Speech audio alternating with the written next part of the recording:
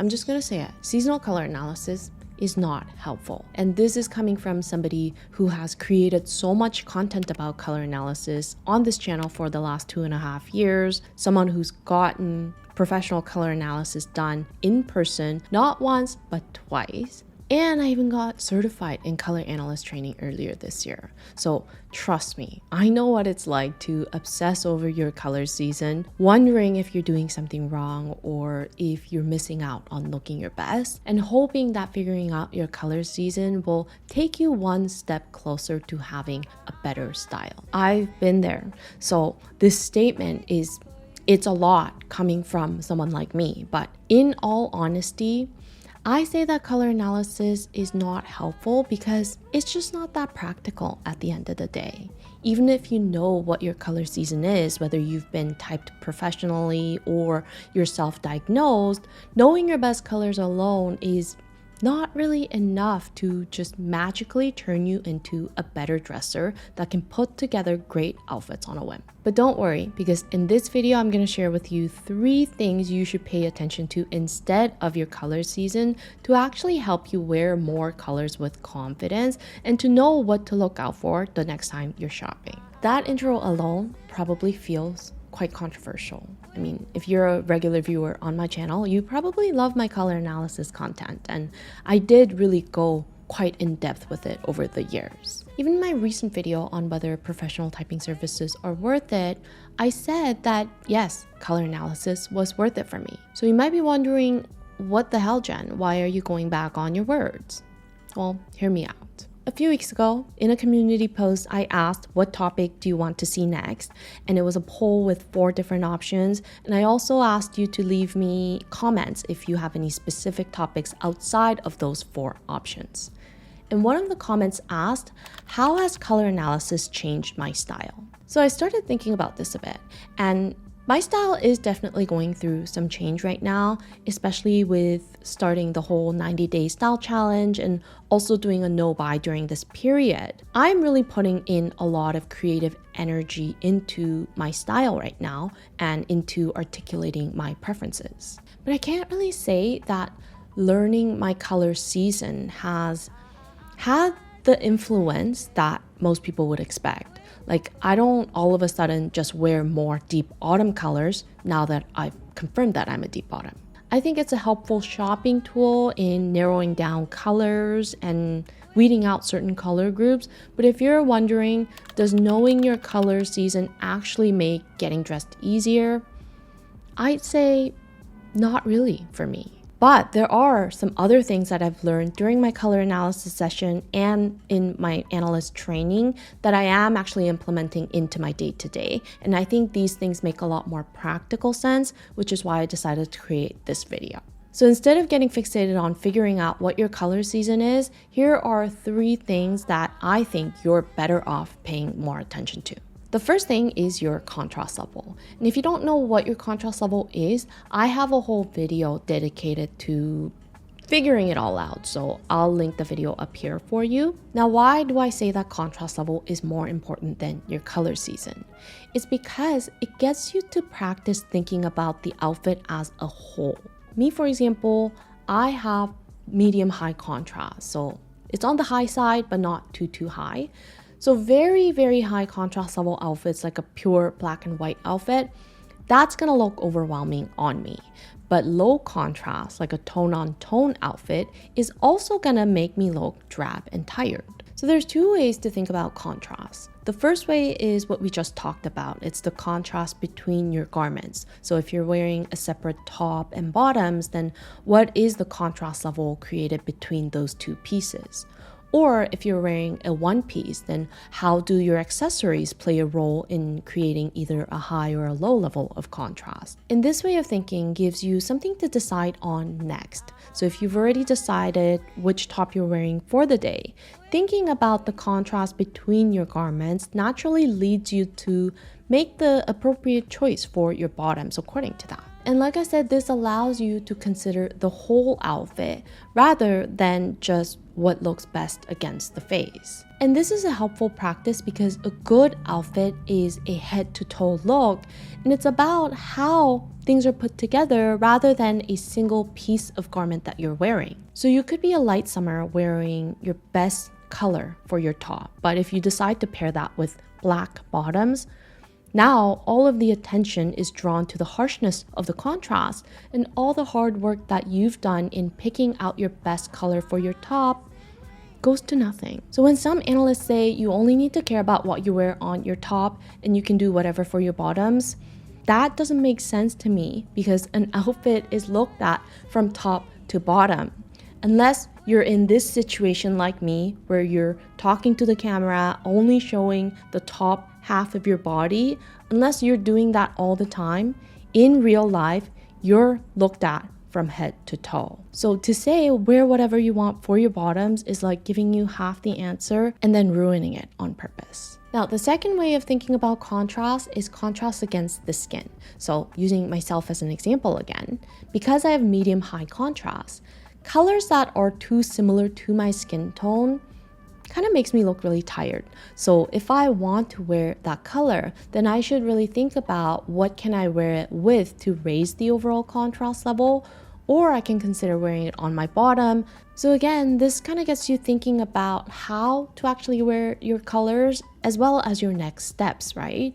And that's why I said that contrast level is more important and practical than your color season, because it gets you thinking sequentially when you're putting an outfit together. I also think that knowing why certain contrast level works for you helps you become more confident with wearing colors. In my previous video on styling myself in vivid spring colors, I ended up buying a bunch of bright colors that are outside of my deep autumn palette. And I know the video was your idea, I give you full credit for it, but I think that if those colors really looked horrible on me, I probably wouldn't have taken any of them home. But I ended up buying a bunch of them because they're not my best colors, but they're also not my worst colors. Now, why is that? It's because bright colors also create a high level of contrast. Contrast is created through brightness rather than how light or dark, but high contrast is still high contrast. So I can still wear these bright colors as long as I have enough makeup on and it still looks okay on me. And this is a proven point through all of the compliments that you guys give me in the comments whenever I wear those bright colors. Now, if you have low contrast, but you love bright colors and you want to ask for tips on how to pull off bright colors as a low contrast person, other than wearing more makeup, I don't really have much technical tips for you, but I would still advise you to wear those colors anyways. There are certain psychological effects that colors can have, and there's just something about wearing what you like that boosts your confidence level. So you can rely on information like this when you're at a complete loss on how to even start introducing colors other than black into your wardrobe, then this might be helpful, but nobody needs to give you permission on wearing colors that you like. And I know you know this already, but in case you just need to hear it from someone, here it is. I give you permission.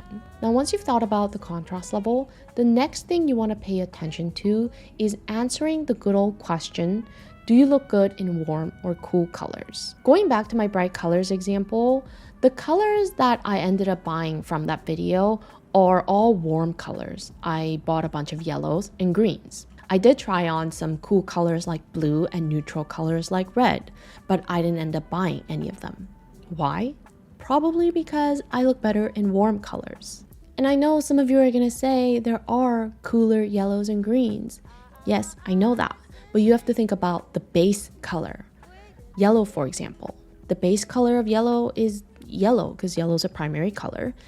And yellow is an inherently warm color. And that means even if you have the coolest yellow possible, that's never going to be as cool as a color like blue that's inherently cool. If you think about green, Green is a color made with a hint of blue mixed into a lot of yellow, and that makes green an inherently warm color. Brown is another example. The base color of brown is orange. Brown is a derivative of orange, and orange is a very, very warm color. So even if you have the coolest greens and the coolest browns, those colors are going to be neutral at best, and they're never going to be very cool colors like blue or purple. So I actually think it's more helpful and practical to learn the basics of color theory than color seasons. Like, at least have a basic understanding of inherently warm and inherently cool colors. And then you can figure out your contrast level and whether you lean more warm or cool. And I think those two are really the only things that you need to know. I mean, obviously, we can get into the nitty-gritty of whether bright or deep colors look better, or am I light or soft? But that's kind of like trying to learn how to run before you learn how to walk. Now, if you're thinking, well, I don't really know if I look better in warm or cool colors. I know it can be confusing. I mean, I thought I could be a soft winter or a deep summer even for the longest time. But I do think that there are some clues that you can find in your own closet that'll tell you whether you are naturally drawn to warm or cool colors. And this is something that I've realized in hindsight after I got my colors analyzed and after I had the whole analyst training. So I want to cover this in more detail in my next video.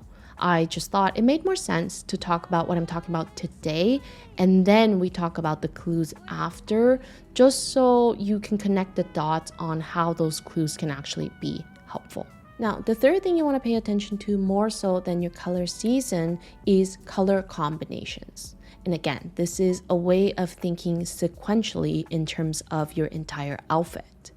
Because like I said, pairing any color with black can actually be one of the worst choices you can make if you have low contrast and you're trying to create a harmonious outfit.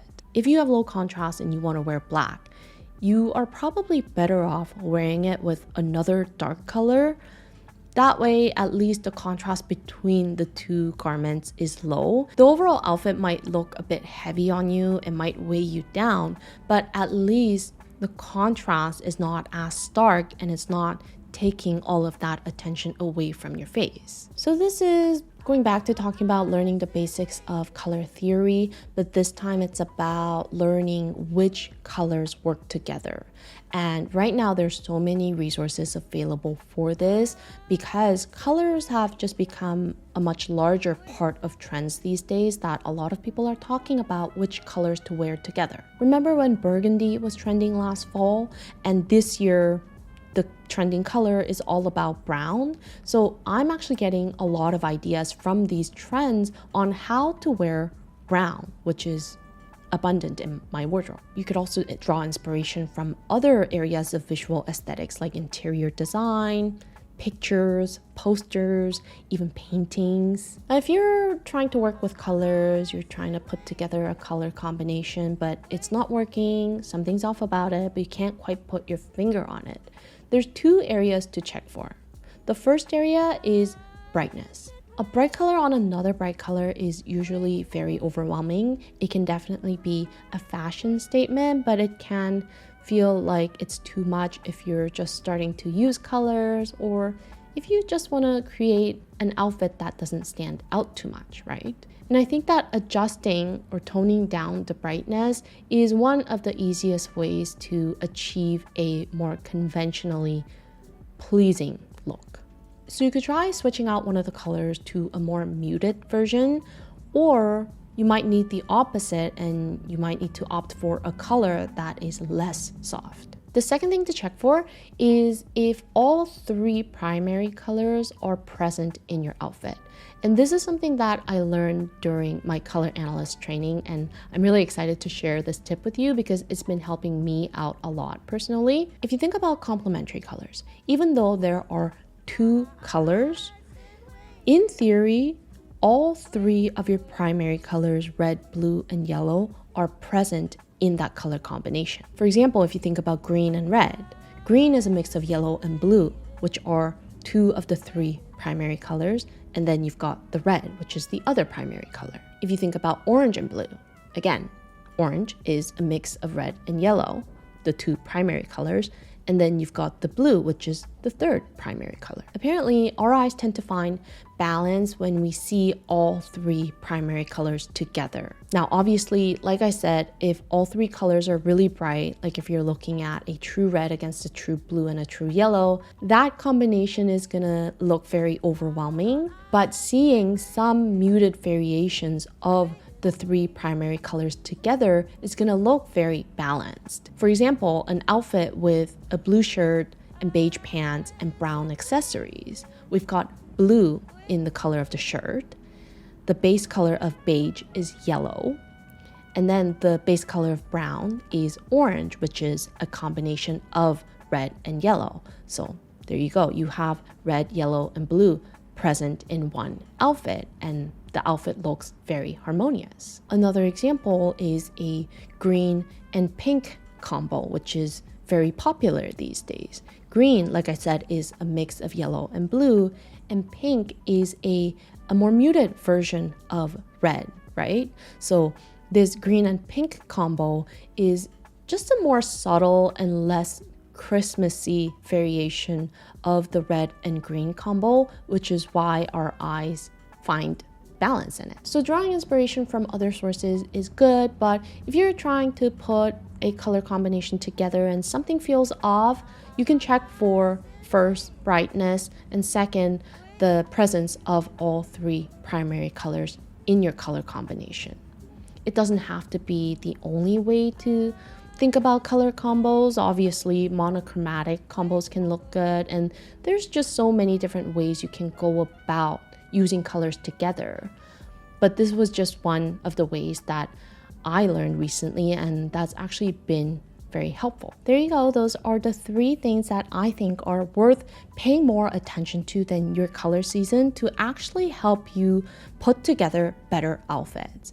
And like I said, in the next video, I'm going to talk about the clues that you can find in your own closet that'll help you decide if you lean warm or cool. So if you're interested in that, make sure to hit that subscribe button before you go. And if you like this video, please give it a thumbs up, and I'll see you in my next video. Until then, stay unique and stay gorgeous.